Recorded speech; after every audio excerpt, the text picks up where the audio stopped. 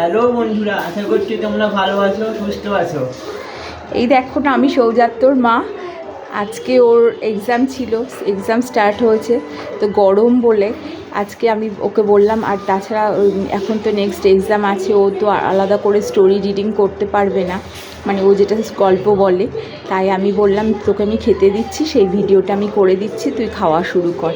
ওর খাবারে আজকে আছে দেখো পাতলা করে মুগ ডাল, আর পাতলা করে চিকেন, আর টক দই। ওর এটা প্রতিদিনের খাবার।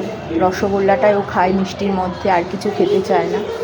তার সঙ্গে ভাত, পটল ভাজা, গন্ধরাজ লেবু, পেঁয়াজ আর অমলেট, আর তার সঙ্গে রয়েছে আম আর আমসত্ত্ব চাটনি, এটা ওর ভীষণ প্রিয়।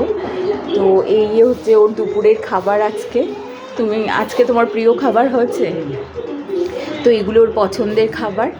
ও ভালো থাক, সুস্থ থাক, আমি ওর মা হয়ে কামনা করি। তোমরা সবাই ওর সঙ্গে থেকো। তোর কিছু বলার আছে? তো আজকের ভিডিও এরকমই থাকবে, আবার কালকে আবার গল্পের ভিডিও কালকে আসবে। হ্যাঁ, তোমরা সবাই ওর সঙ্গে থেকো, অপেক্ষা করো, কালকে আবার নতুন করে ও আর একটা নতুন গল্প তোমাদের সামনে নিয়ে আসবে। আর ওর চ্যানেলটা প্লিজ সবাই শেয়ার, সাবস্ক্রাইব, লাইক, কমেন্ট করে ওর পাশে থেকো। বাই, টুডেস টিল নাও।